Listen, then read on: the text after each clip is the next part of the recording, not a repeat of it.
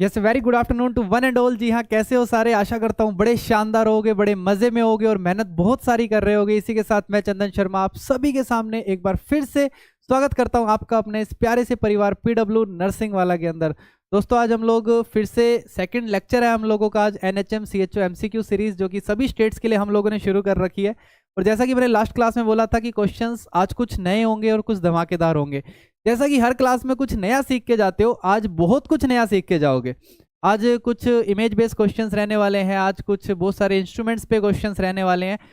और टाइम हमारे पास थोड़ा सा है, तो 1 घंटे में मैक्सिमम क्वेश्चंस करने की कोशिश करेंगे और जो भी क्वेश्चन हम करेंगे उसको मैक्सिमम समझने की कोशिश करेंगे। Very good afternoon to everyone. और जो भी बच्चा पहले क्वेश्चंस को अच्छे से पढ़ना है, हर क्वेश्चन के लिए 45 सेकंड रहेगा, पोल मिलेगा आपको, और हर बच्चा क्वेश्चन को पहले अच्छे से पढ़ेगा। अच्छे से पढ़ने के बाद दिमाग लगाएगा और उसके बाद जो सबसे बेहतरीन आंसर उसको लगेगा, बाकियों के कमेंट नहीं देखने का, चीटिंग नहीं करने का, सिर्फ अपने ऊपर भरोसा रख के जो तुम्हें सबसे बेहतरीन लगे वो आंसर करना, वो ऑप्शन सेलेक्ट करना और बिल्कुल कॉन्फिडेंट होके यहाँ पे ऑप्शंस में कमेंट के अंदर ऑप्शंस करना। क्योंकि यहाँ गलती करो कोई दिक्कत नहीं है ना, यहाँ की गलती बहुत कुछ सिखा के जाती है, बट वहाँ जाके गलती करते हो तो नेगेटिव मार्किंग होती है बच्चों। तो मेन मकसद ये रहने वाला है कि यहाँ पे गलती नहीं करनी किसी को भी, यहाँ पे सब अच्छे से सीख के जाएंगे, कमेंट करेंगे, गलती हो जाए कोई बात नहीं, कॉपी साथ में रखेंगे और उसको लिखेंगे। तो शुरुआत करते हैं शानदार से टॉपिक की आज, that is the all state NHM CHO MCQ series. और क्वेश्चंस शानदार रहेंगे आप लोगों के, वैकेंसीज बहुत सारी है, एग्जाम भी आ जाएंगे जल्दी, आप लोगों के फॉर्म भी भरने शुरू हो गए हैं बहुत सारी वैकेंसीज के।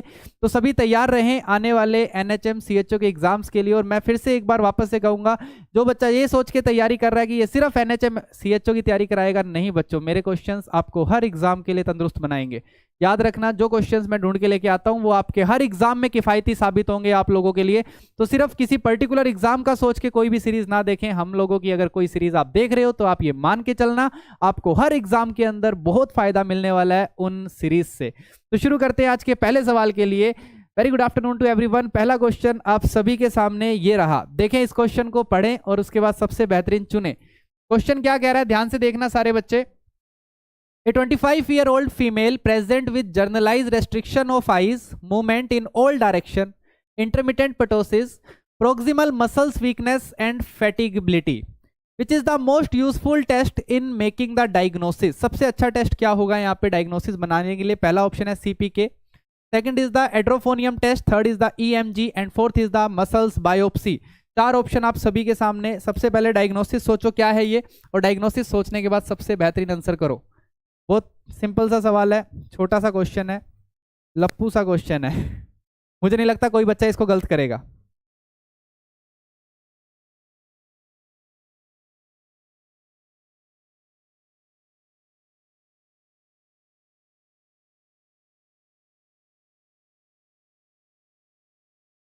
सोचो समझो और आंसर करो। हर एक बच्चा आंसर करे, सोच समझ के आंसर करे क्वेश्चन का।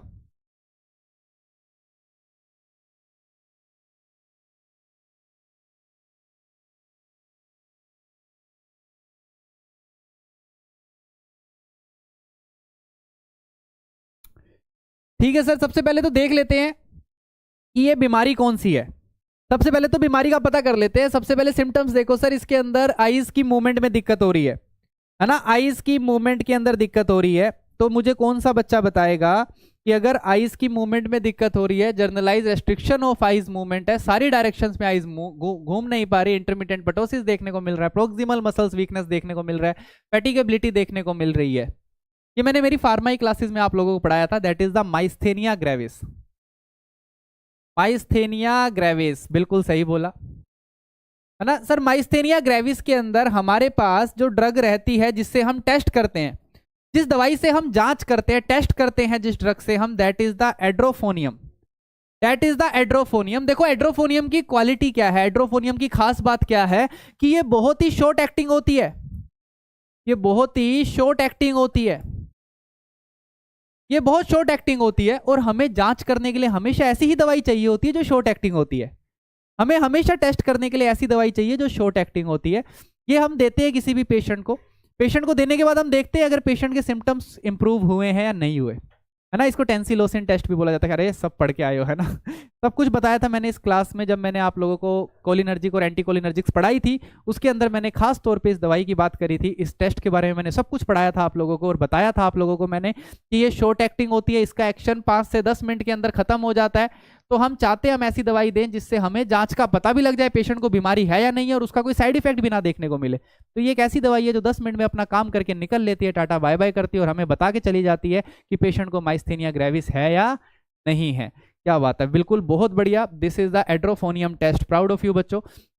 EMG is the electromyography, electromyography, इसको इलेक्ट्रोमायोग्राफी बोला जाता है, ठीक है, इलेक्ट्रोमायोग्राफी बोला जाता है इसको। ये मसल्स बायोप्सी है, ये सीपीके टेस्ट है, आप सभी ने पढ़ा होगा, हम लोग करते हैं सीपीके, एम भी करते हैं, अलग अलग मसल्स में भी मिलता है, हार्ट में भी मिलता है। ये सारी चीजें आप लोगों ने पढ़ी हुई है, और सबसे बेहतरीन answer that is the edrophonium test. बहुत बढ़िया। अगला क्वेश्चन आप सभी की स्क्रीन पे ये रहा। क्वेश्चन देखिए, in which part of fallopian tube ectopic pregnancy will have longest survival.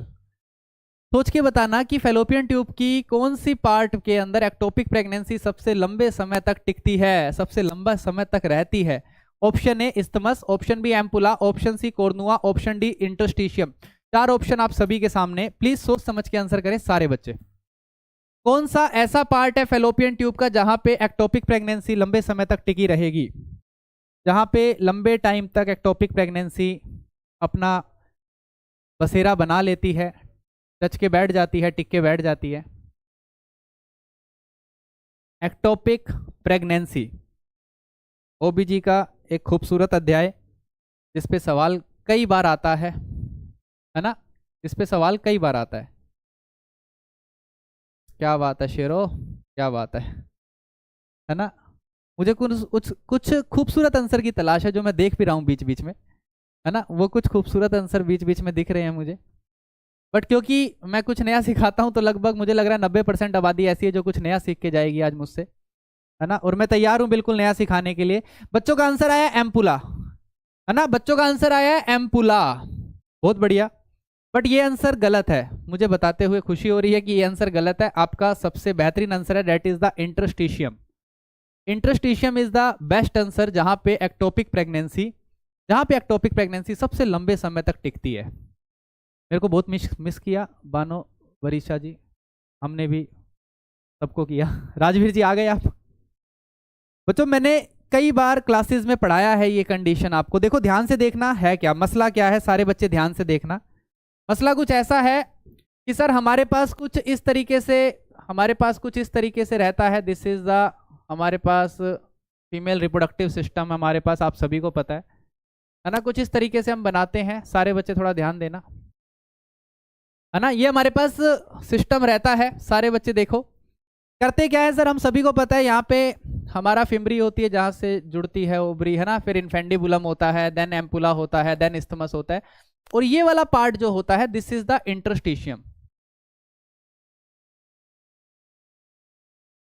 ये फेलोपियन ट्यूब का इंटरस्टिशियम वाला पार्ट होता है, जहां पे एंगल होता है, एंगल ऑफ कोर्नुआ भी बोलते हैं इसको, है ना, एंगल ऑफ कोर्नुआ। इस वाले पार्ट में अगर यहां पे एक्टोपिक प्रेगनेंसी इम्प्लांट कर जाती है, अगर यहां पे इम्प्लांटेशन हो जाता है बच्चों, तो याद रखना आप सारे के सारे, अगर यहां इम्प्लांटेशन हो गया तो एक्टोपिक प्रेगनेंसी यहां पे सबसे लंबे समय तक टिकती है, सबसे लॉन्गेस्ट टाइम तक एक्टोपिक प्रेगनेंसी यहीं पे रहती है। लड्डू और पेड़ो, सबसे लंबे टाइम तक एक्टोपिक प्रेगनेंसी सरवाइव करती है यहां पे। क्यों सरवाइव करती है? बिकॉज आपका यूट्रस इसको सपोर्ट कर देता है। यूट्रस क्या करता है? इसको सपोर्ट करता है। This is the fundus region, this is the fundus portion of uterus. आपका जो बॉडी वाला पार्ट होता है यूट्रस का, वो इसको सपोर्ट प्रोवाइड करता है। दैट्स व्हाई एक्टोपिक प्रेगनेंसी सबसे लंबे समय तक यहां टिक जाती है। और दूसरा इंपॉर्टेंट पॉइंट आप याद रखना, this is the most dangerous site, this is the most dangerous site. ये सबसे डेंजरस साइट होती है एक्टोपिक प्रेगनेंसी की, मोस्ट डेंजरस साइट, क्योंकि यहाँ पे एक्टोपिक प्रेगनेंसी लंबे टाइम तक सर्वाइव करती है। और सोच के देखो जब वहां पे पटाखा बजेगा, क्योंकि ectopic pregnancy no doubt at the end उसको खत्म करना ही पड़ेगा। एक्टोपिक प्रेगनेंसी का कोई पॉजिटिव फ्यूचर नहीं है। एक्टोपिक प्रेगनेंसी कभी भी आपको पॉजिटिव रिजल्ट दे ही नहीं सकती। Ectopic pregnancy eight the and आपको खत्म करनी ही पड़ेगी। चाहे वो अबॉर्शन से हो, चाहे वो हम एमटीपी से करें, चाहे वो हम किसी भी तरीके से करें, उसको खत्म करना ही पड़ेगा। और अगर वो यहाँ इंप्लांट हो जाती है तो यहाँ पे लंबे समय तक टिक जाती है, और यहाँ पे लंबे समय तक टिकेगी तो उसको खत्म करना बड़ा मुश्किल रहता है ना। और अगर यहाँ पे ऑटोमेटिक अबॉर्ट हो जाए तो ब्लीडिंग बहुत ज्यादा होती है पेशेंट को, होगी, जाहिर सी बात है। रप्चर हो जाती है, ट्यूब रप्चर हो सकती है, और ट्यूब अगर रप्चर हो गई फेलोपियन ट्यूब, तो आप सभी को पता है ब्लड कहाँ इकट्ठा होना शुरू हो जाएगा। अरे कौन सा पाउच होता है वो, अगर फेलोपियन ट्यूब रप्चर होती है तो यहाँ पे नीचे एक पाउच होता है, क्या बोलते हो इसको, पीओडी बोलते हो क्या? हाँ सर पीओडी बोलते हैं, पाउच ऑफ डगलस बोला जाता है क्या? यहाँ पे ब्लड इकट्ठा होना शुरू हो जाता है। हम लेटरल फोर्निक्स ऑफ वेजाइना से नीडल डालते हैं क्या? हाँ सर डालते हैं। नीडल डाल के हम क्या निकालते हैं? ब्लड को निकालते हैं। यहाँ पे जो ब्लड यहाँ पे इकट्ठा होता है उसको निकाला जाता है। आप सभी ने पढ़ा होगा, और नहीं पढ़ा तो पढ़ लेना, बहुत इंपॉर्टेंट टॉपिक है, आप सभी एग्जाम में पूछा जाता है। क्या बात है भाई, समझ में आई क्या कहानी? समझ में आई? तो सबसे बेहतरीन आंसर रहने वाला है दैट इज द इंटरस्टिशियम। कर लोगे? अरे कर लोगे ना? चलो अगला क्वेश्चन देखें सारे बच्चे। Next question on your screen, next question on your screen. Question कहता है desmopressin is preferred over vasopressin because desmopressin, है ना। क्वेश्चन है डेस्मोप्रेसिन वैसोप्रेसिन के ऊपर प्रेफर्ड किया जाता है, वैसोप्रेसिन की जगह हम डेस्मोप्रेसिन देते हैं। क्यों देते हैं? क्योंकि डेस्मोप्रेसिन ज्यादा पोटेंट होता है, more selective for wire receptor. तीसरा है has little vasoconstrictor activity. Fourth है A and C, both A and C. चार ऑप्शन आप सभी के सामने, आने दो आंसर, आने दो आंसर, आने दो, जल्दी से आने दो। मैंने तुम्हें पढ़ाया हुआ है डेस्मोप्रेसिन कहाँ पे काम में लिए जाते हैं। डेस्मोप्रेसिन की बात हम हाल फिलहाल में फार्मेकोलॉजी क्लासेस में कर रहे हैं इन दिनों, हमने अभी पढ़ा है 2 दिन पहले डेस्मोप्रेसिन, है ना।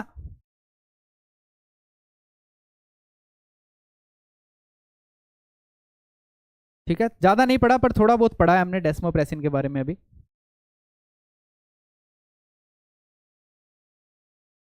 दिमाग लगाओ, दिमाग लगाओ।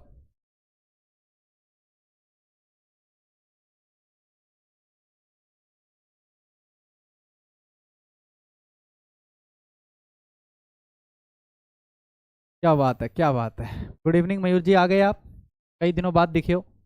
मैं बिल्कुल अच्छा हूँ, आप बताइए। चलो देखो भाई, डेस्मोप्रेसिन की बात करते हैं, है ना। डेस्मोप्रेसिन सबसे पहले आपको पता होना चाहिए ये कहाँ पे काम करती है दवाइयाँ, कलेक्टिंग डक्ट पे काम करती है ना। कलेक्टिंग डक्ट पे काम करती है, किडनी के अंदर, नेफ्रॉन के अंदर। सारे बच्चे सबसे पहले तो ये बात याद रखना, ठीक है। सबसे पहले तो ये याद रखना। रिसर्च की क्लास क्यों नहीं हो रही है ऐप पे? क्योंकि अभी हम फार्मा और सीएचएन पढ़ा रहे हैं, इसलिए नहीं हो रही है, ठीक है। Thank you so much Mayur ji, thank you. अब मेरी बात ध्यान से सुने, अगर मैं डेस्मोप्रेसिन की बात करता हूं तो डेस्मोप्रेसिन ज्यादा पोटेंट होती है, बिल्कुल सही बात है। दूसरा क्वेश्चन है कि डेस्मोप्रेसिन वैसोप्रेसिन की तरह, क्या डेस्मोप्रेसिन ज्यादा वायर रिसेप्टर पे सिलेक्टिव होती है? बच्चों नहीं होती, डेस्मोप्रेसिन नहीं होती। ये किसके लिए लिखा है? ये वैसोप्रेसिन के लिए लिखा है, ठीक है। वैसोप्रेसिन ज्यादा सिलेक्टिव होती है, वैसोप्रेसिन ज्यादा सिलेक्टिव होती है, डेस्मोप्रेसिन ज्यादा सिलेक्टिव नहीं होती। तीसरा है डेस्मोप्रेसिन का लिटिल वैसोकॉन्स्ट्रिक्टर एक्टिविटी होती है, बिल्कुल सही बात है। Desmopressin has little vasoconstrictor activity, desmopressin की वैसोकॉन्स्ट्रिक्टर एक्टिविटी लिटिल होती है, थोड़ी बहुत होती है। दैट्स वाई यहाँ पे सबसे बेहतरीन आंसर जो रहेगा that is the A and C. Please याद रखना, हम लोग वैसोप्रेसिन को हम स्पेशली तब देते हैं जब हम लोगों को वैसोकॉन्स्ट्रिक्शन करवाना है, तब हम वैसोप्रेसिन को काम में लेते हैं, ठीक है। स्पेशली जब हमें वायर रिसेप्टर पे काम में लेना है, जब हमें सिर्फ ब्लड वेसल्स को करना है, ब्लड वेसल्स पे काम करवाना है, तब हम स्पेशली वैसोप्रेसिन लेते हैं। स्पेशली हम वैसोप्रेसिन को सेप्सिस में यूज करते हैं बच्चों, सेप्सिस में अच्छा रोल है वैसोप्रेसिन का, हम काम में लेते हैं सेप्सिस के अंदर, और अच्छा आउटपुट देता है वैसोप्रेसिन। बट डेस्मोप्रेसिन के बहुत सारे दूसरे यूजेज है ना। डेस्मोप्रेसिन के बहुत सारे दूसरे यूजेज हैं। ये एडीएच को एंटी डायूरेटिक हार्मोन की मिमिक्री करता है, उसकी तरह काम करता है, ठीक है। तो एडीएच की मिमिक्री करके काम करता है, और एंटी डायूरेटिक हार्मोन का काम आप सभी को पता है, रीएब्जॉर्प्शन करवाता है, ये भी करवाता है। तो डेस्मोप्रेसिन एक अच्छा एजेंट है, बट इसका जो काम है वो ज्यादा पोटेंट है, और इसकी वैसोकॉन्स्ट्रिक्टर एक्टिविटी बहुत कम होती है। दैट्स वाई इसको वैसोप्रेसिन से ज्यादा प्रेफर्ड किया जाता है। बात समझ में आई क्या? चलो भाई अगली बात करते हैं, अगला सवाल। Small intestine peristalsis is controlled by myenteric plexus and Meissner plexus, vagus nerve, parasympathetic system. अरे सर ये कौन सा सवाल लिया? ये तो बड़ा आसान सवाल है, ये तो बड़ा लप्पू सा सवाल है। स्मॉल इंटेस्टाइन पेरिस्टाल्सिस किससे कंट्रोल करी जाती है? मेंट्रिक प्लक्सिस से, मिजनर प्लक्सिस से, वैगस नर्व से, पैरासिम्पैथेटिक एक्टिविटी से। 4 ऑप्शन आप सभी के सामने, जल्दी से बताओ किससे कंट्रोल करें, किससे कंट्रोल की जाएगी, बताओ।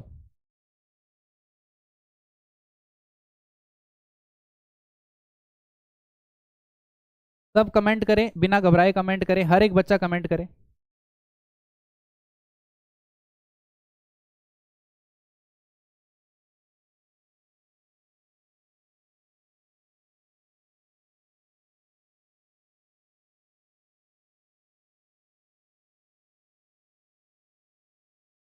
स्मॉल इंटेस्टाइन पेरिस्टाल्सिस मूवमेंट किससे कंट्रोल होता है?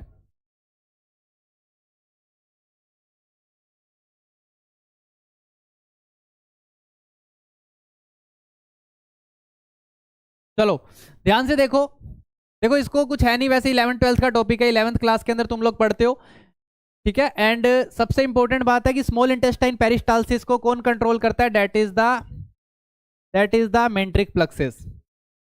बहुत आसान सा क्वेश्चन है, बहुत आसान सा। वैगस नर्व का रोल मैं बढ़ा चुका हूं, पैरासिम्पैथेटिक सिस्टम में बहुत अच्छे से आपको नर्वस सिस्टम में पढ़ा चुका हूं।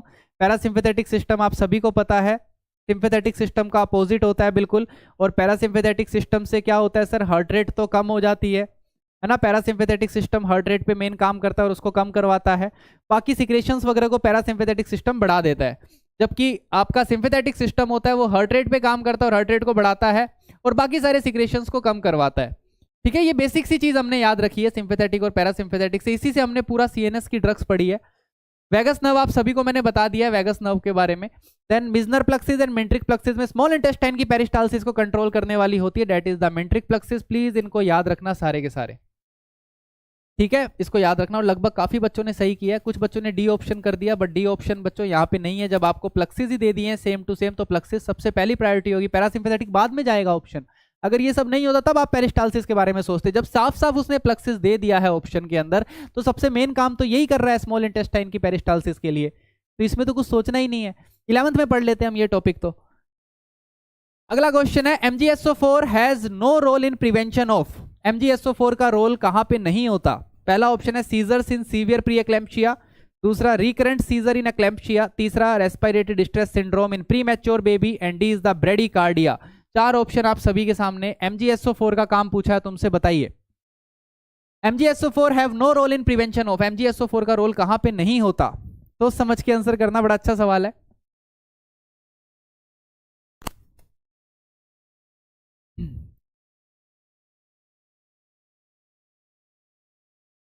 मैग्नीशियम सल्फेट भी एक तरीके की रामबाण दवाई होती है लास्ट के अंदर।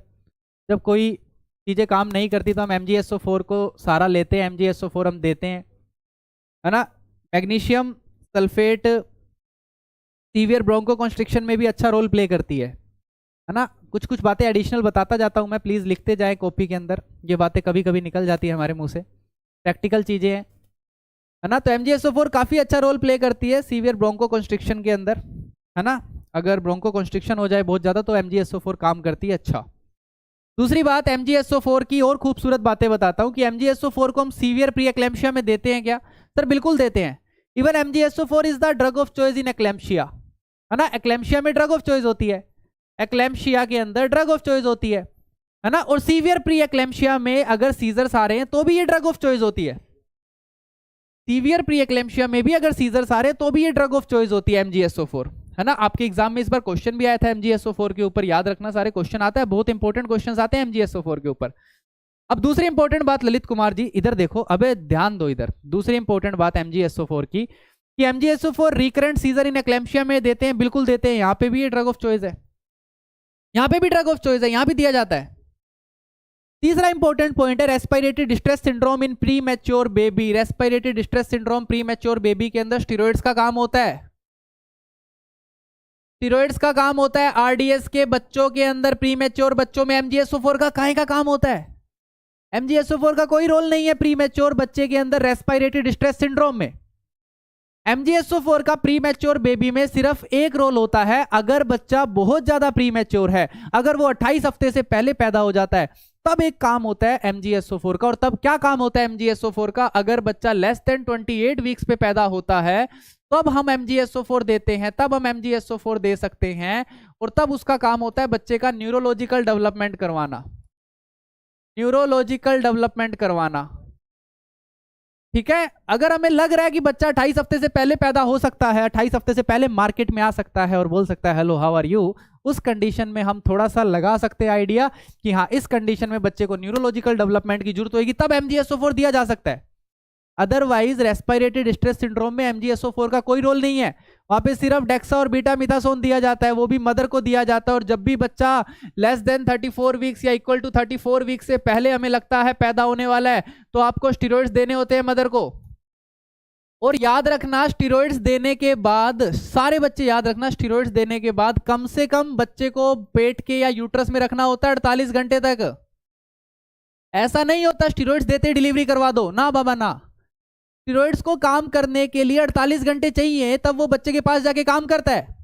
तो स्टेरॉइड्स का काम 48 घंटे तक होता है, तो हमको प्रेगनेंसी को 48 घंटे तक रोक के रखना पड़ता है, और हम मदर को देते हैं स्टेरॉइड 48 घंटे तक प्रेगनेंसी को रोकते हैं। दैट्स वाई याद रखना सारे के सारे, जब भी हम स्टेरॉइड देते हैं मदर को, जब प्रेगनेंसी हमें लगता है बच्चा पहले हो सकता है, प्री मैच्योर हो सकता है, तो हम साथ में टोकोलाइटिक्स भी देते हैं, साथ में टोकोलाइटिक्स भी देते हैं। टोकोलाइटिक्स ऑफ चॉइस होती है nifedipine, nifedipine, nifedipine is the tocolytic of choice, nifedipine दी जाती है साथ में, सारे बच्चे याद रखना।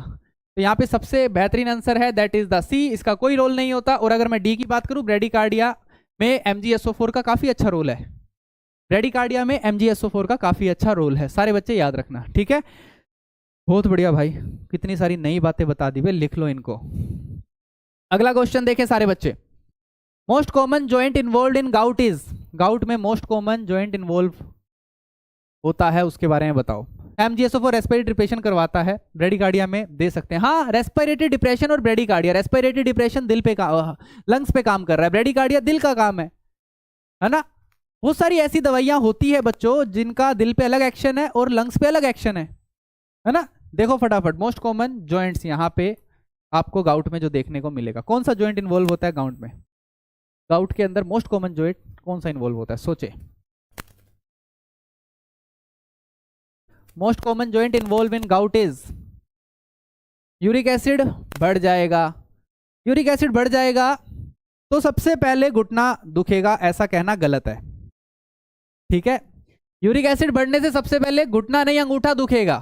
तो जब भी किसी पेशेंट को बोलता है कोई कि मेरा घुटना दुख रहा है, शायद मेरा यूरिक एसिड बढ़ गया, तो उसको बोलना ना ना ना, पहले तेरा घुटना नहीं दुखेगा, पहले तेरा अंगूठा दुखेगा। अगर पहले अंगूठा दुख रहा है तो समझ सकते हैं पेशेंट का यूरिक एसिड बढ़ा हुआ है, और तभी यूरिक एसिड करवाने का फायदा होता है ना। सारे बच्चे इस बात को याद रखना, सारे इस बात को याद रखना। तो हमेशा अगर गाउट में तुमसे पूछा जाए most common joint, most common घुटना नहीं अंगूठा दुखता, और अंगूठा कौन सा दुखता है, वो भी बड़ा अंगूठा दुखता है। किसका दुखता है, मेटाफेरिंजियल जॉइंट्स ऑफ ग्रेट टोए, पैर का अंगूठा सबसे पहले दुखता है बच्चों, है ना। पैर का अंगूठा सबसे पहले, घुटना नहीं दुखता, हिप नहीं दुखता, थंब का जॉइंट नहीं दुखता, सबसे पहले काय का जॉइंट दुखेगा, सबसे पहले metapharyngeal joint of great toe. अरे लड्डू पेड़ो, मौज कर दी भाई। अगला सवाल, which of the following is false about intra uterine devices, बताओ भाई इंट्रा यूट्राइन डिवाइसेस के बारे में कौन सी बात गलत लिखी हुई है। पहला ऑप्शन है Multiload copper 375 is third generation IUD, copper devices are effective as post-coital contraceptive, LMG20 Mirena has effective life for 4 years, pregnancy rate of Lippes loop and copper T200 are similar। चार option, put your answer below in the comment section, जल्दी से answer करें, धड़ाधड़ आ जाओ, आन दो, अरे आन दो भैया, आंसर आन दो।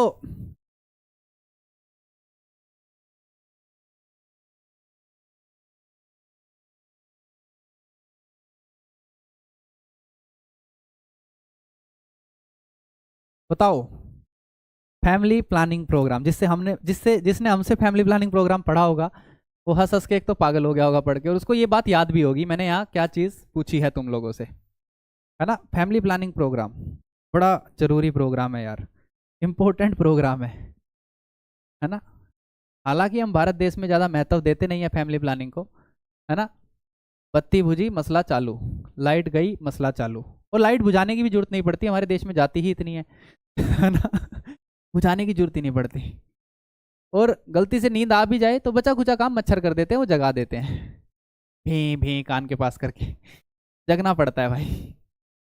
यहाँ पे फॉल्स स्टेटमेंट पूछी है, गलत स्टेटमेंट क्या है इंट्रा यूट्राइन डिवाइसेस के बारे में, आओ जरा देखते हैं।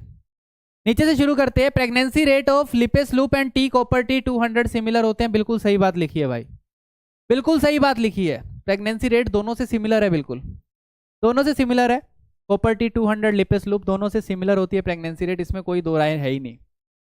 दूसरा है Mirena is effective life of 5 year, बिल्कुल सही बात है। अरे सही है, 5 साल के लिए इफेक्टिव होती है मिरेना, हाँ सर बिल्कुल होती है।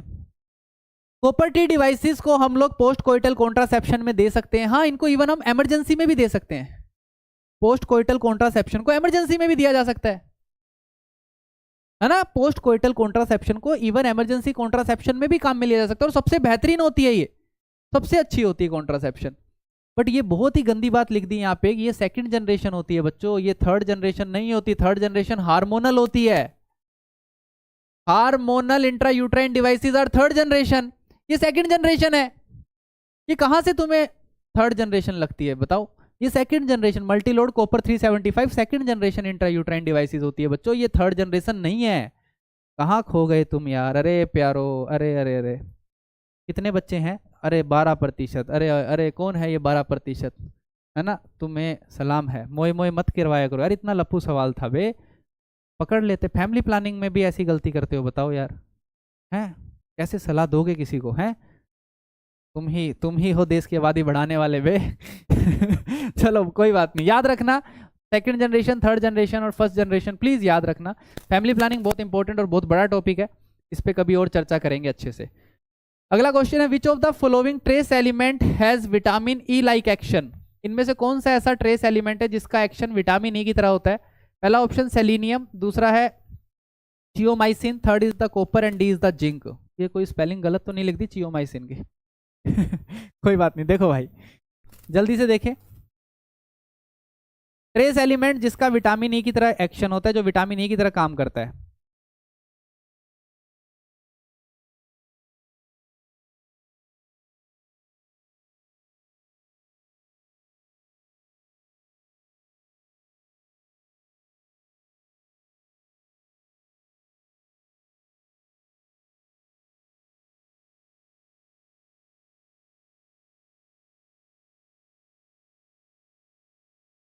बताओ बताओ बताओ, सारे बच्चे सोचो, कौन सा ऐसा ट्रेस एलिमेंट है जिसका विटामिन ई लाइक एक्शन होता है ना?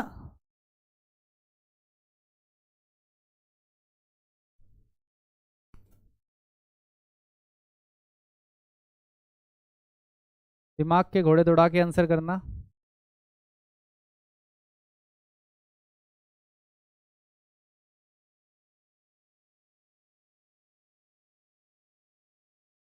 चलो भाई बहुत बढ़िया, समझ गए हो तुम लगता है मुझे, है ना। विटामिन ई बहुत इंपॉर्टेंट एंटीऑक्सीडेंट होता है, आप सभी को पता है, बहुत इंपॉर्टेंट एंटीऑक्सीडेंट होता है ना। और अगर मैं सेलिनियम की बात करूं तो this is also a very important antioxidant, ये भी एंटीऑक्सीडेंट होता है।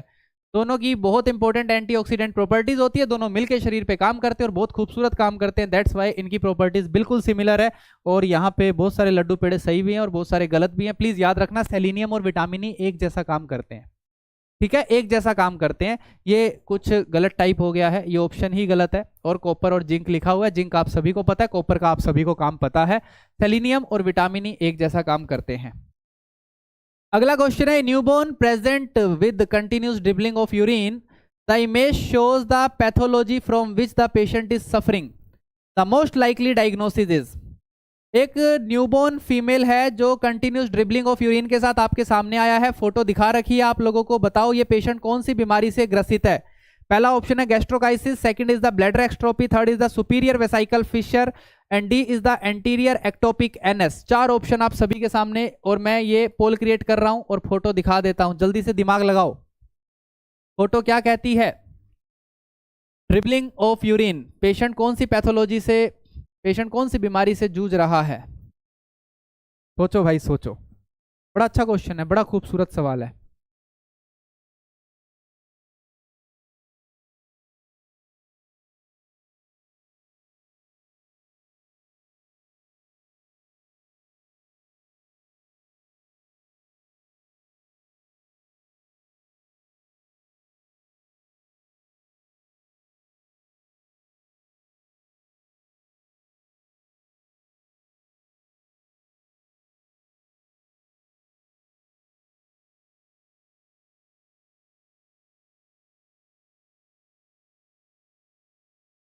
बहुत बढ़िया भाई, बहुत बढ़िया। देखो मैं बताता हूं भाई, सबसे पहली चीज तो क्या है सर, दिख रहा है ब्लैडर बाहर आ चुका है। देखो सारे बच्चे, दिख रहा है कि नहीं दिख रहा सर? यहाँ पे साफ सुथरे शब्दों में हमें दिख रहा है क्या आ चुका है, ब्लैडर बाहर आ चुका है।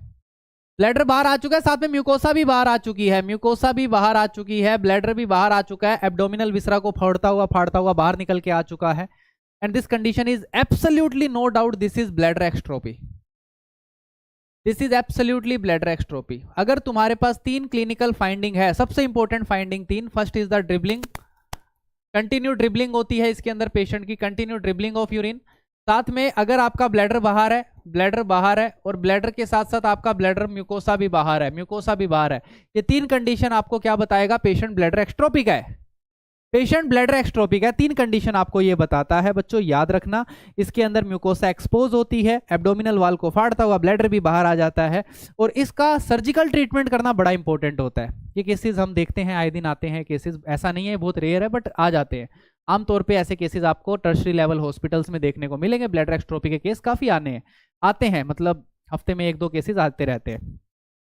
ये तो हो गई ब्लैडर एक्स्ट्रोपी की बात। ब्लैडर एक्स्ट्रोपी के बाद आप लोगों को भी और कुछ भी बताना है, ध्यान से देखो, आप लोगों को भी और कुछ भी बताना है। मैं आपके लिए कुछ और भी लेके आया हूं, जल्दी से देखो। ये 2 फोटो और दे रखी है आप लोगों को, जल्दी से बताएं कौन कौन सी कंडीशन है। वैसे मैंने लिख के ही ले आया हूं, चलो क्या ही बताओगे तुम। दीज 2 इमेजेस, इस पे आप लोगों के हर साल एग्जाम में मैंने क्वेश्चन देखे हैं बच्चों। ये वाला है, दिस इज गैस्ट्रोकाइसिस। इस कंडीशन को गैस्ट्रोकाइसिस बोलते हैं। देखो आपकी इंटेस्टाइन बाहर निकल के आ गई है पूरी की पूरी। अगर इंटेस्टाइन बिना किसी कवरिंग के बाहर निकल के आ जाए, उस कंडीशन को गैस्ट्रोकाइसिस बोलते हैं।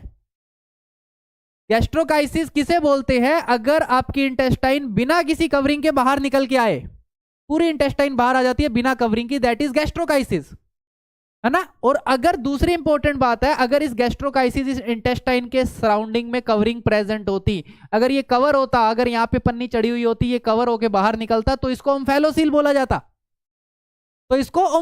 बोला जाता। तो विदाउट कवरिंग आपकी गैस्ट्रोकाइसिस कहलाती है कंडीशन, और कवरिंग के साथ बाहर आए, है ना, पन्नी के साथ बाहर निकल के आता है, तो उसको ओम्फेलोसील बोला जाता है।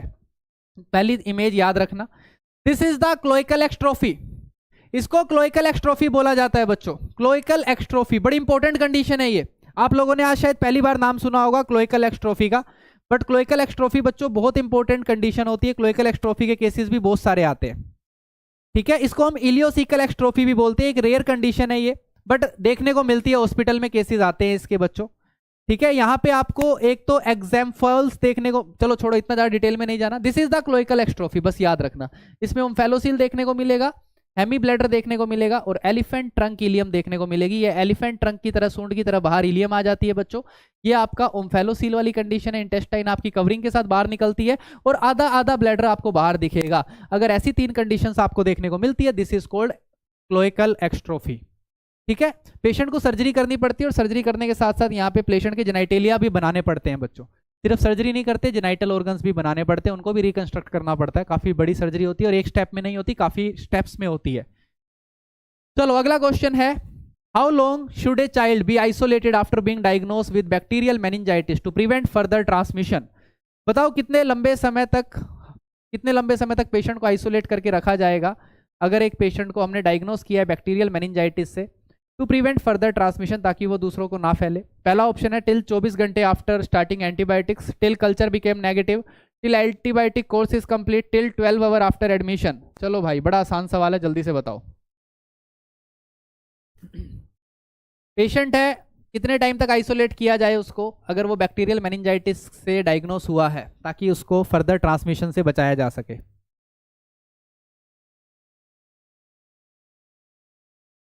थोड़ा जल्दी जल्दी आंसर करें सारे बच्चे, ताकि हम मैक्सिमम क्वेश्चंस कर पाएं। काफ़ी सारे क्वेश्चंस हैं हमारे पास आज।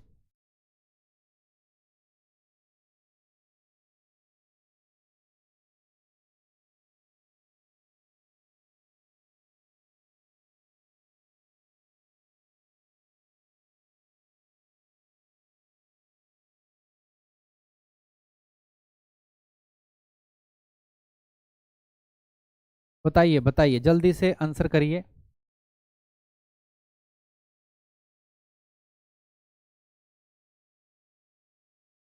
हो गया, करें आंसर।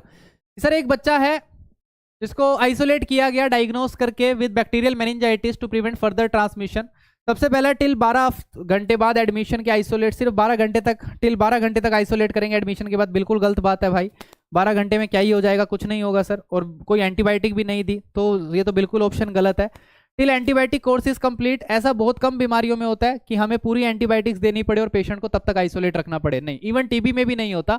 टीबी में भी हम पेशेंट को 2-3 हफ्ते बाद पेशेंट जो है वो नॉन इन्फेक्शियस हो जाता है दवाई देने के बाद, है ना। तो हर कोई भी बीमारी ऐसी नहीं है जहां पे पूरी एंटीबायोटिक्स तक पेशेंट को आइसोलेट किया जाए, ऐसा नहीं होता।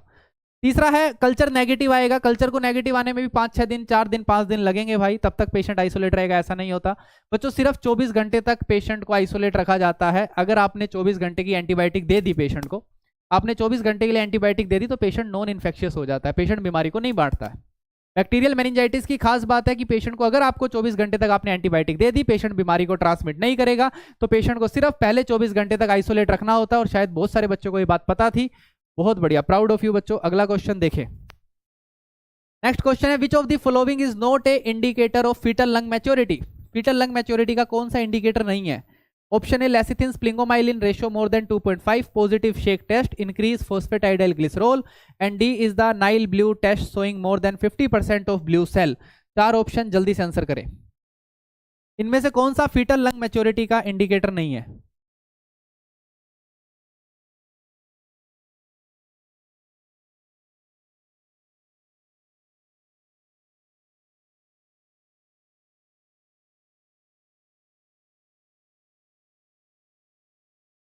सोच समझ के आंसर करें सारे बच्चे।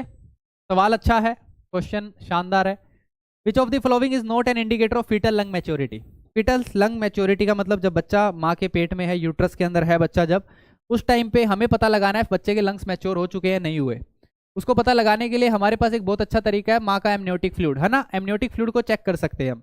आप सभी को पता है फीटल लंग मैच्योरिटी करने के लिए हमारे पास बहुत सारे टेस्ट होते हैं अलग अलग तरीके के, जिसमें सबसे इंपॉर्टेंट या मोस्ट कॉमनली हम जो टेस्ट करते हैं that is the lecithin sphingomyelin ratio.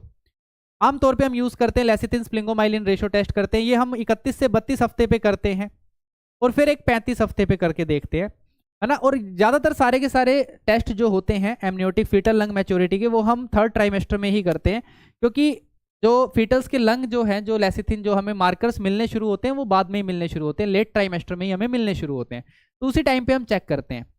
ठीक है, लेसिथिन स्प्लिंगोमाइलिन रेशो की बात करते हैं। अगर लेसिथिन स्प्लिंगोमाइलिन रेशो 2 से ज्यादा आता है तो इसका मतलब आपके लंग्स मैच्योर हैं। यहाँ पे तो 2.5 से ज्यादा आ गया, अगर 2 से ज्यादा भी आता है तो भी लंग्स मैच्योर कहलाते हैं बच्चों। यहाँ तो 2.5 है, तो पहली चीज तो सही है, तो पहली जांच तो हम करते ही करते हैं। दूसरा है शेक टेस्ट। शेक टेस्ट में हमने कुछ नहीं करना होता, एमनियोटिक फ्लूइड को लेना होता है। एमनियोटिक फ्लूइड को लेके हम जोर से इसको शेक करते हैं। इसको हम बबल टेस्ट भी बोलते हैं, इसको हम क्लीमेंट्स टेस्ट भी बोलते हैं। एमनियोटिक फ्लूइड को लिया जाता है, एमनियोटिक फ्लूइड के अंदर 95% इथेनॉल मिलाया जाता है और उसको 15 सेकंड तक शेक किया जाता है और उसके बाद उसको 15 मिनट तक ऑब्जर्व किया जाता है। वापस से सुनना, एमनियोटिक फ्लूइड लिया जाता है, एमनियोटिक फ्लूइड में 95% इथेनॉल मिलाया जाता है। इथेनॉल मिलाने के बाद उसको शेक किया जाता है 15 सेकंड के लिए और उसके बाद उसको रख दिया जाता है और 15 मिनट तक उसको ऑब्जर्व किया जाता है। उसको ऑब्जर्व करते हैं 15 मिनट तक, उसके बाद उसमें रिंग बनती है। अगर रिंग बन जाती है बबल्स की तो वो टेस्ट पॉजिटिव होता है, और पॉजिटिव का मतलब क्या होता है, बच्चा के लंग्स मैच्योर हो चुके हैं, तो ये भी हम करते हैं। इंक्रीज फॉस्फेटाइडल ग्लिसरॉल, ये भी हम टेस्ट करते हैं। फॉस्फेटाइडल ग्लिसरॉल का लेवल बढ़ता है, फीटस के लंग मैच्योर होते हैं। और याद रखना, डायबिटिक मेलाइटस के पेशेंट के अंदर मोस्ट इंपॉर्टेंट, सबसे सेंसिटिव टेस्ट होता है। ठीक है, डायबिटीज मेलाइटस मदर में फीटल लंग मैच्योरिटी चेक करने का सबसे अच्छा इंडिकेटर होता है फॉस्फेटाइडल ग्लिसरॉल। और लास्ट ऑप्शन है Nile blue test showing 50% of blue cell. अबे ब्लू सेल नहीं मिलते इसके अंदर। Nile blue test more than 50% orange cell मिलते हैं। अगर ऑरेंज सेल मिलेंगे, ऑरेंज सेल मिलते हैं, तब समझना लंग्स मैच्योर है। ब्लू सेल मिलेंगे तो लंग्स मैच्योर नहीं होते। यही एक ऑप्शन फॉल्स लिखा है, बाकी सारे ऑप्शन सही हैं इसके अंदर। तो याद रखना, नाइल ब्लू टेस्ट भी किया जाता है फीटल्स लंग मैच्योरिटी के लिए बच्चों। इसके अंदर हम Nile blue test amniotic fluid में 0.1% हम नाइल ब्लू सल्फेट हम इसके अंदर देखते हैं, स्टेन करते हैं उसको, और अगर ऑरेंज सेल आ जाते हैं 50% से ज़्यादा, इसका मतलब बच्चा मैच्योर हो चुका है, बच्चे के लंग्स मैच्योर हो चुके हैं। तो ब्लू नहीं मिलते, ऑरेंज मिलते हैं, बस एक यही इंपॉर्टेंट बात थी और यही गलत थी। अगला क्वेश्चन, ये डायग्राम मैंने कम्युनिटी क्लास में पढ़ाया था, जो बच्चे क्लास में थे उन्होंने देखा होगा। क्वेश्चन है, below is the diagram depicting the natural history of disease, which point marks the onset of symptom. बताओ इनमें से कौन सा ऐसा पॉइंट है जो ऑनसेट ऑफ सिम्टम को बताएगा। आपके सामने 4 ऑप्शन है A B C D। बताओ इन चारों में से कौन सा ऐसा मार्कर, कौन सा ऐसा पॉइंट है, A point, B point, C point, D point, जो आपको ऑनसेट ऑफ सिम्टम्स के बारे में बताता है कि हाँ भाई बीमारी के ऑनसेट ऑफ सिम्टम आने शुरू हो चुके हैं। पहला ऑप्शन पॉइंट ए, दूसरा पॉइंट बी, तीसरा पॉइंट सी, चौथा पॉइंट डी। बच्चों ये सारे PYQ हैं, आपके पिछले एग्जाम्स में आ रखे हैं। ये सारे क्वेश्चंस आपके पिछले एग्जाम्स में आए हुए हैं। सच बता रहा हूँ, सारे के सारे PYQ उठा के लाया हूँ और इवन CHO के एग्जाम्स में आ रखे हैं। सिर्फ थोड़े से मॉडिफिकेशन किए हैं, क्वेश्चंस को थोड़ा सा बदला है बस, और कुछ भी नहीं किया मैंने। थोड़ा सा क्वेश्चन मॉडिफाई किया है और कुछ भी नहीं किया। सोचो कौन सा ऐसा पॉइंट है इसके अंदर, दिमाग लगाओ फटाफट।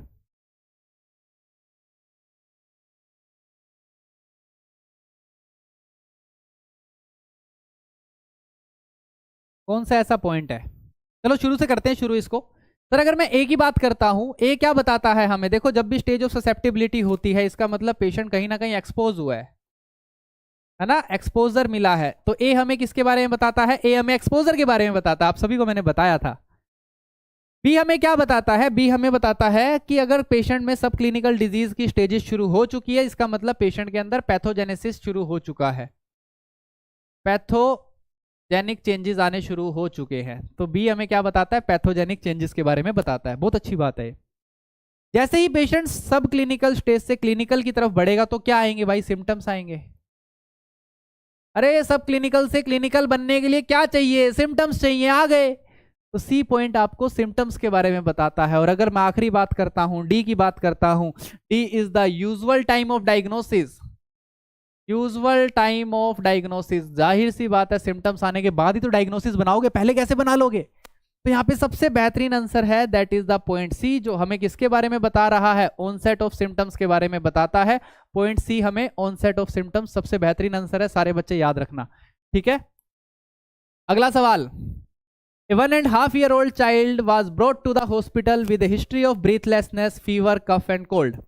Examination करने पे respiratory rate was 46 per minute and there is no chest retraction. Which is the most appropriate management? Simple सा सवाल है, IMNCI का प्रोटोकॉल्स लगाना है, IMNCI के रूल्स के अकॉर्डिंग निमोनिया का ट्रीटमेंट बताना है। पहला ऑप्शन है IV एंटीबायोटिक्स देंगे और ऑब्जर्व करेंगे, IV एंटीबायोटिक्स देके हायर सेंटर पे रेफर कर देंगे, ओरल एंटीबायोटिक्स देंगे, डेंजर साइन समझाएंगे, घर भेज देंगे। नो नीड ऑफ ट्रीटमेंट, सिर्फ होम रेमेडीज से काम चल जाएगा। जल्दी से आंसर बताएं सारे बच्चे। IMNCI प्रोटोकॉल्स के अकॉर्डिंग आंसर करना है। बड़ा खूबसूरत सवाल है बच्चों, मुझे काफी अच्छा लगता है क्वेश्चन।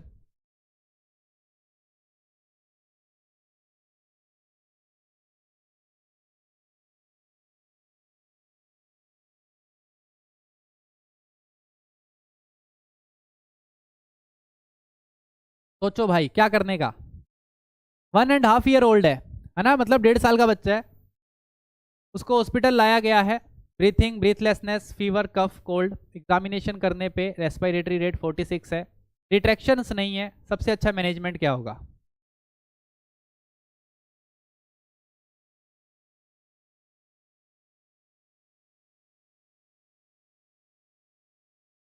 देखो IMNCI के अकॉर्डिंग हम निमोनिया को 3 पार्ट्स में क्लासिफाई करते हैं। सारे बच्चे ध्यान से देखना, IMNCI के अकॉर्डिंग निमोनिया को हम बेसिकली 3 पार्ट्स में क्लासिफाई करते हैं। एक होता है नो निमोनिया, एक होता है नो निमोनिया। सारे बच्चे इस पॉइंट को प्लीज कॉपी में लिखना। एक होता है निमोनिया, एक होता है सीवियर निमोनिया। पर आपको इन 3 बातों से पहले एक बहुत इंपॉर्टेंट बात पता होनी चाहिए। अगर आपको ये 3 बातें पता है, उससे पहले आपको बहुत इंपॉर्टेंट बातें पता होनी चाहिए, that is the fast breathing.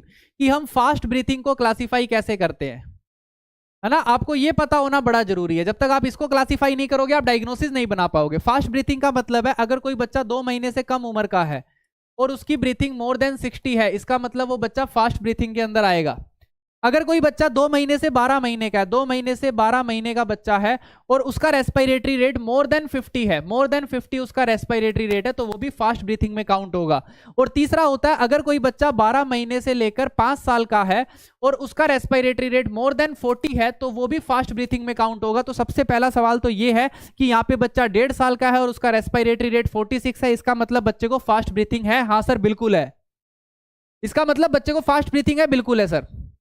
अब दूसरा इंपॉर्टेंट पॉइंट करते हैं कि सर यहाँ पे अगर नो निमोनिया है तो जाहिर सी बात है, नाम से पता लग रहा है नो साइन ऑफ निमोनिया, यहाँ पे निमोनिया का साइन आपको मिलेगा ही नहीं, है ना। यहाँ पे बहुत माइल्ड डिजीज होती है, very mild disease, very mild disease होती है यहाँ पे। सबसे पहली बात निमोनिया है, इसका मतलब यहाँ पे आपको फास्ट ब्रीथिंग मिलेगी, फास्ट ब्रीथिंग मिलेगी। और अगर सीवियर निमोनिया है तो सीवियर निमोनिया में फास्ट ब्रीथिंग तो मिलेगी ही मिलेगी, साथ में आपको डेंजर साइन भी मिल सकता है, डेंजर साइन मिलेगा, रिट्रैक्शन मिलेंगे, रिट्रैक्शंस मिलेंगे, है ना, रिट्रैक्शंस मिलेंगे, साइनोसिस मिलेगा, ये सब मिलेगा आपको सीवियर निमोनिया के अंदर, ठीक है। दूसरा इंपॉर्टेंट बात, और सबसे इंपॉर्टेंट बात याद रखना, सीवियर निमोनिया में बच्चा काम होता है, बिल्कुल काम चाइल्ड, सुनना पड़ जाता है, बिल्कुल कोई ज्यादा मूवमेंट वगैरह नहीं करता बच्चा, है ना।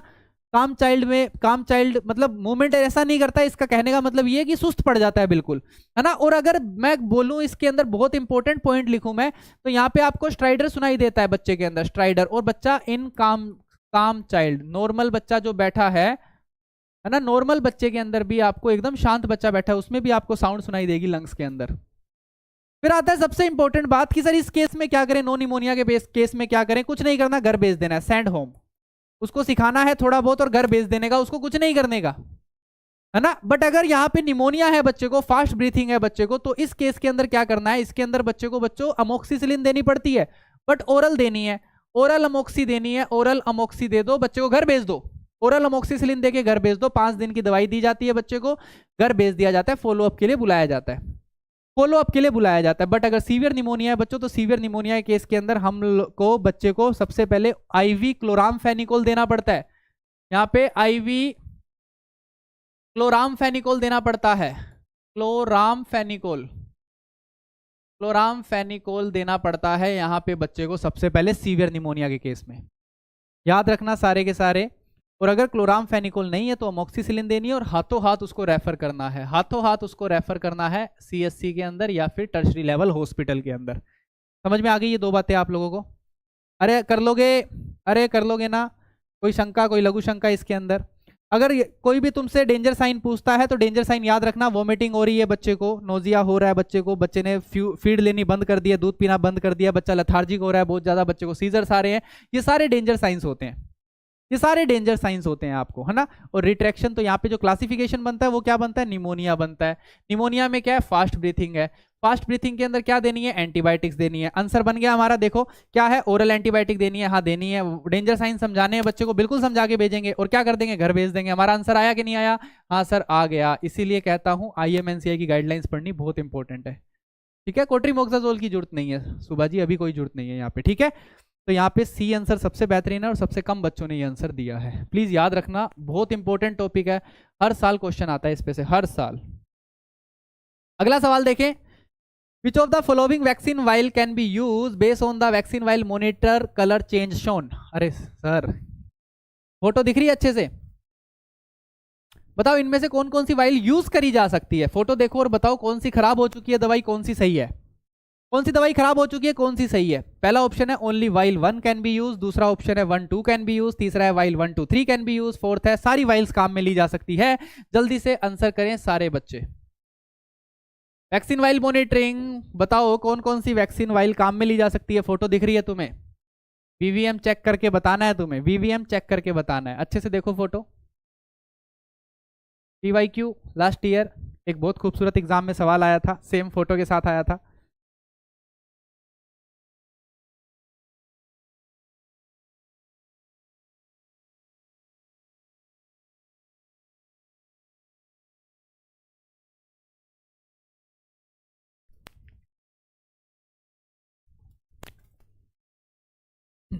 बताओ भाई बताओ, हर एक बच्चा आंसर करे, दिमाग के घोड़े दौड़ा के आंसर करे। बहुत बढ़िया, लगभग सभी बच्चों ने आंसर बी किया है। चलो उससे पहले देख लेते हैं हम लोग, है ना, इससे पहले हम लोग देख लेते हैं क्या रहने वाला है। सर वाइल 1 काम की है, हाँ बिल्कुल वाइल 1 सही है, वाइल 2 भी सही है सर, तो बी आंसर बिल्कुल सही है, वाइल 1 और 2 को हम काम में ले सकते हैं, बिल्कुल सही बात है, और बहुत सारे बच्चों ने सही किया है, प्राउड ऑफ यू।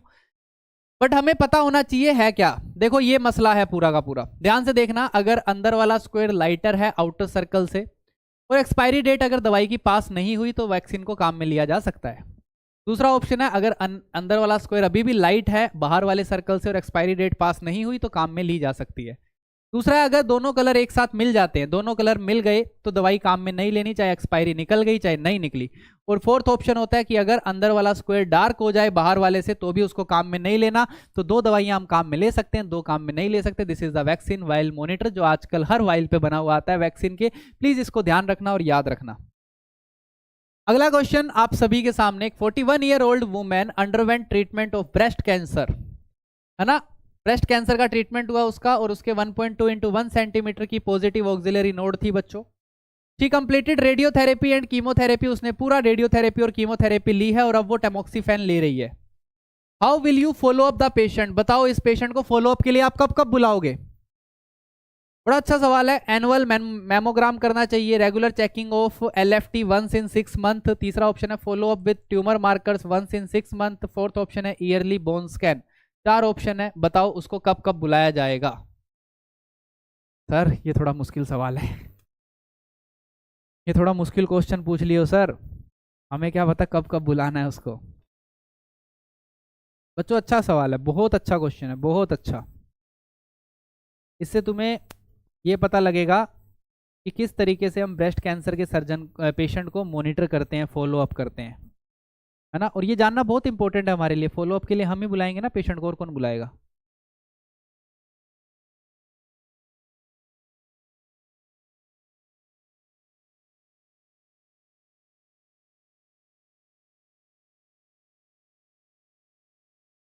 जल्दी से आंसर करें सारे बच्चे, सोच समझ के आंसर करें।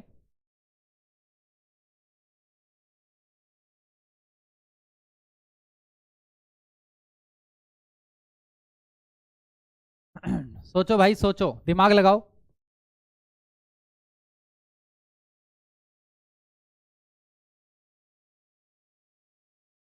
देखो ध्यान रखना, हमेशा सारे बच्चे एक बात ध्यान रखना, जब भी किसी पेशेंट को हम कंप्लीट ट्रीट कर देते हैं, कंप्लीट ट्रीटमेंट करने के बाद जब भी हम किसी ब्रेस्ट कैंसर के पेशेंट को कंप्लीट ट्रीट कर देते हैं तो उस पेशेंट को हमें फिजिकल एग्जामिनेशन के लिए बुलाना पड़ता है। सबसे पहले तो फिजिकल एग्जामिनेशन के लिए वो पेशेंट हम बुलाएंगे, कब बुलाएंगे बच्चों?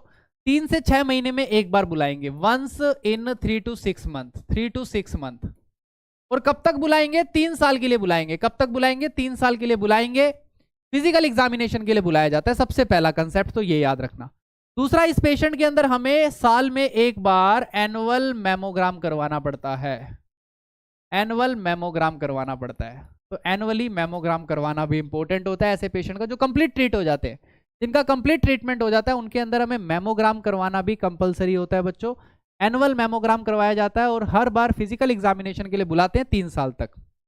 अगर ये कर रहे हैं तो यहाँ पे सबसे अच्छा आंसर क्या है? ईयरली बोन स्कैन, नहीं जरूरत होती कोई। Follow up with tumour markers once in 6 month, tumour marker की जरूरत नहीं होती। Regular checking of LFT once in 6 month, LFT की रेगुलर चेकिंग की कोई जरूरत नहीं है, सिर्फ फिजिकल एग्जामिनेशन की जरूरत होती है। बट एनुअल मेमोग्राम कंपलसरी होता है यहाँ पे। फिर एक क्लास में मैं पढ़ा रहा था, एक बच्चे ने मुझसे पूछा सर आपने बोला एनुअल मेमोग्राम करवाना जरूरी है, मान लो कोई यंग फीमेल थी सर और वो अगर प्रेग्नेंट हो जाती है तो प्रेगनेंसी के अंदर हम मेमोग्राफी करवा सकते हैं क्या? कोई भी बच्चा आंसर करे यस और no. Anyone in the class, anyone in the class जो मुझे बताएगा क्या प्रेगनेंसी में मेमोग्राफी करवाई जा सकती है? बोलो बोलो जल्दी बोलो।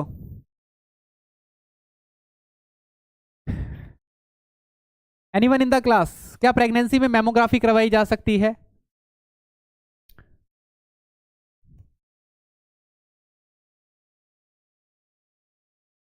और मेरा डायलॉग याद रखना क्लास वाला, जो हम सोचते हैं वैसा कभी नहीं होता है ना। हम सोचते हैं मेमोग्राफी नहीं करवा सकते, पर प्रेगनेंसी के अंदर मेमोग्राफी करवाई जा सकती है, कॉन्ट्रा इंडिकेटेड नहीं होती। Mammography and ultrasound are not contraindicated in pregnancy. Pregnancy में करवा सकते हैं, Deepti ji very good, proud of you, बिल्कुल करवा सकते हैं, प्रेगनेंसी में मेमोग्राफी करवा सकते हैं। बच्चों याद रखना मेमोग्राफी बहुत इंपॉर्टेंट है जो हमें करवानी होती है। अगर कोई पेशेंट प्राइमरी ट्रीटमेंट ले चुका है तो उसका फिजिकल एग्जामिनेशन करवाना है, उसकी मेमोग्राफी करवानी है और उसका ब्रेस्ट सेल्फ एग्जामिनेशन भी उसको सिखाना है, ब्रेस्ट सेल्फ एग्जामिनेशन भी करना है और मंथली करना है। मंथली ब्रेस्ट सेल्फ एग्जामिनेशन करना होता है। जो मेंसुरेशन फीमेल्स होती है, मेंसुरेशन फीमेल्स के अंदर हम मेंसुरेशन साइकिल के 5वें दिन या 3rd या 4th डे पे करते हैं। और नॉन प्रेग्नेंट फीमेल जो नॉन मेंसुरेशन फीमेल होती है, मीनोपॉज आ जाता है, उनका हम हर महीने की 1 तारीख को कर सकते हैं। ठीक है। और यहाँ पे पेल्विक एग्जामिनेशन भी करवाना जरूरी होता है ऐसे पेशेंट में। कैसे पेशेंट में? जो टेमोक्सिफेन ले रही होती है, तो टेमोक्सिफेन वाले पेशेंट के अंदर पेल्विक एग्जामिनेशन भी करवाना पड़ता है। जो भी पेशेंट टेमोक्सिफेन ले रही है उसको पेल्विक एग्जामिनेशन करवाना भी जरूरी है। ठीक है मिन्नी जी, याद रखना ये सारी की सारी बातें, कोई नहीं बताएगा इतनी सारी बातें, ठीक है। Proper functioning of ICD tube is indicated by, ICD bag लगा रखा है और सबसे बेहतरीन कौन सा तरीका है ये पता लगाने के लिए कि बैग अच्छे से काम कर रहा है। पहला ऑप्शन है continuous air bubble coming out from the underwater drain, दूसरा oscillation of water column in the tube, तीसरा chest x-ray, fourth is the auscultation. बड़ा आसान सा सवाल है, जल्दी से बताओ। है ना, क्वेश्चन अच्छा था ना। एक भी बच्चा सही आंसर नहीं कर पाया पूरी क्लास में, एक भी बच्चा सही आंसर नहीं कर पाया। बताओ जल्दी से बताओ। टेमोक्सिफेन के अंदर क्यों करवाना पड़ता है? टेमोक्सिफेन का साइड इफेक्ट पढ़ के आना, एक बार पता लग जाएगा टेमोक्सिफेन में क्यों पेल्विक एग्जामिनेशन करवाते हैं हम लोग। ठीक है बच्चे, अगली बात है proper functioning of ICD tube is indicated by. Proper functioning of ICD tube को कैसे पता लगाया जाएगा? कौन सा तरीका है जो proper functioning of ICD tube के बारे में हमें बता देता है? जल्दी से बताओ।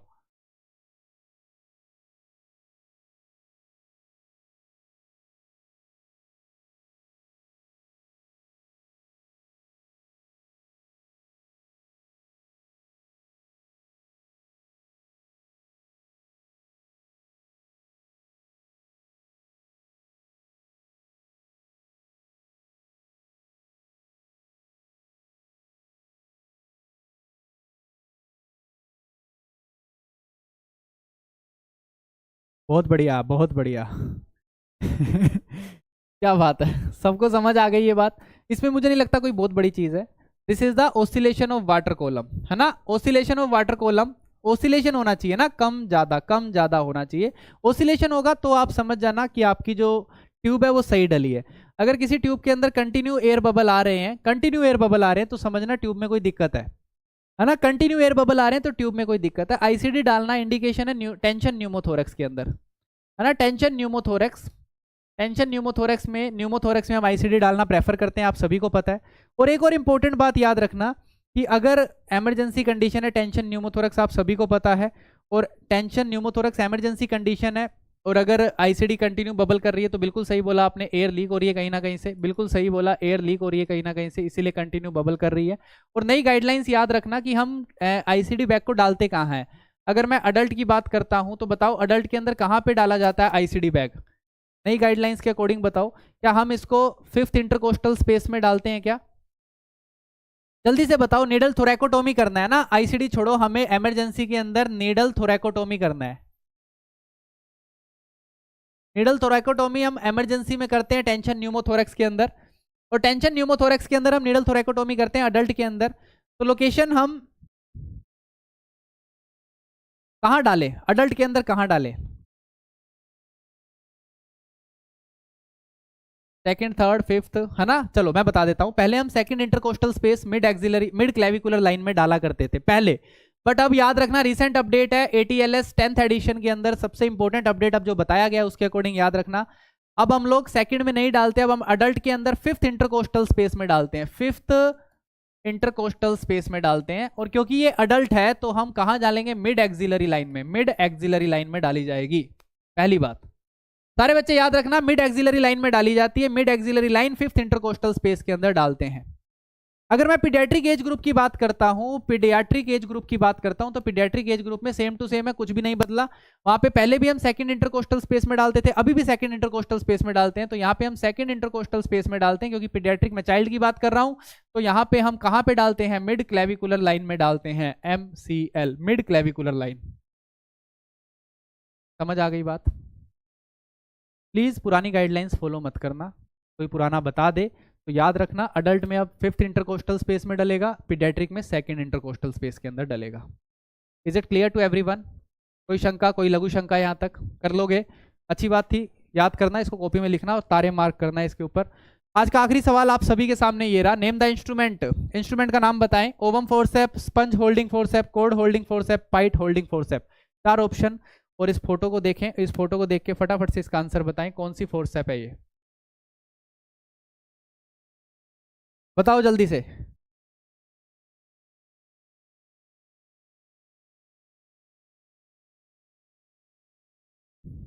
कौन सी फोर्सेप है ये, जल्दी से बताएं।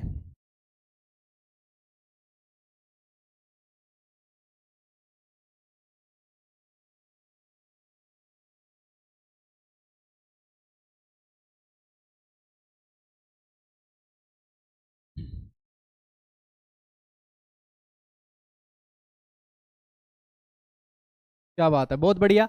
और मुझे लगता है सारे बच्चे जानते हैं इसको। दिस इज द छोटे गोले एंड छोटे गोले is sponge holding forcep. This is the छोटा गोला एंड छोटा गोला इज स्पंज होल्डिंग फोर्सेप। और सभी बच्चों ने बता दिया इसके बारे में, बहुत बढ़िया। बट मैं बाकी की फोर्सेप भी दिखा देता हूं आप लोगों को। This is the ovum forcep, ठीक है, this is the ovum forcep. ये ओवम फोर्सेप होती है आप लोगों की बच्चों, ठीक है। छोटे गोले स्पंज होल्डिंग फोर्सेप, और ये वाली आपकी ओवम फोर्सेप है, ये देखो इस फोटो को। उसके बाद ये है आपकी कोड होल्डिंग फोर्सेप। इसको हम कोड होल्डिंग फोर्सेप बोलते हैं। Cooling wood stewards cord holding forcep इसका पूरा नाम होता है। This is the cord holding forcep, इसको कोड होल्डिंग फोर्सेप भी बोलते हैं, ठीक है। नहीं नहीं, कोड होल्डिंग फोर्सेप ये रही बच्चे, this is the cord holding forcep, ठीक है। इसको कोड होल्डिंग फोर्सेप बोला जाता है, याद रखना। और this is the pile holding forcep, this is the pile holding forcep, इसको पाइल होल्डिंग फोर्सेप कहा जाता है। इनके काम क्या होते हैं, ये तुम्हारा काम है, ये तुम्हारा होमवर्क है, ठीक है। आप लोग इन फोटोज के साथ इन फोटोज के नाम लिखोगे, इनकी फोटोज देखोगे और इनका फंक्शन लिखोगे, ठीक है। इनका फंक्शन लिखोगे ढूंढ के कॉपी के अंदर, क्योंकि ये इंपॉर्टेंट फोर्सेप्स है जो मैंने आप लोगों को बढ़ाई है, ठीक है। ये मैंने इंपॉर्टेंट फोर्सेप्स आपको पढ़ाई है जो आपके एग्जाम्स में आते हैं। तो ये छोटा सा होमवर्क है आपका कि इनके फंक्शंस लिखोगे, और परसों के लिए फिर से तैयार रहें। परसों फिर 12 बजे मिलते हैं ऐसे ही कुछ धमाकेदार क्वेश्चंस के साथ। परसों 12 बजे फिर से जुड़ना मत भूलिएगा, और इनसे भी कुछ बेहतर कुछ नया सिखा के जाऊंगा अगली क्लास के अंदर भी। आज भी हर क्वेश्चन में कुछ नया सीखा होगा, कल अगली क्लास में भी हर क्वेश्चन में कुछ नया सीखोगे। हमारी हर क्लास में हर क्वेश्चन में कुछ नया सीखोगे। ऐसे क्वेश्चंस की प्रैक्टिस करते रहें, कॉपी बनाएं इनको क्वेश्चंस के लिए बच्चों। इनको ऐसे मत लें बस कर लिया और बाय बाय। ये वो क्वेश्चंस है जो हर किसी एग्जाम में कहीं ना कहीं आप लोगों को देखने को मिलते हैं, और ये वही क्वेश्चंस आपको कंसेप्ट के साथ कुछ बदल के कुछ नई चीज़ों के साथ मैं बताता हूँ। जैसा कि मेमोग्राम वाला क्वेश्चन एक सिंगल बच्चा सही नहीं कर पाया उसको, और वो आप लोगों के लिए एक बहुत अच्छी जानकारी थी, बहुत इंपॉर्टेंट जानकारी थी कि एक ब्रेस्ट कैंसर के पेशेंट को ट्रीटमेंट लेने के बाद कैसे फॉलोअप किया जाता है, पता होना चाहिए आप लोगों को, ठीक है। मेमोग्राम प्रेगनेंसी में करवाया जा सकता है, ये भी आपको पता होना चाहिए। इसी के साथ आज का अध्याय समाप्त है। Thank you so much, bye bye. ख्याल रखें, मुस्कुराते रहें और ताबड़तोड़ मेहनत करते रहें, जल्दी कामयाब बने बच्चों। इसी के साथ मिलते हैं परसों वापस से 12 बजे इसी क्लास के अंदर। All subject complete NHM CHO MCQ। Thank you so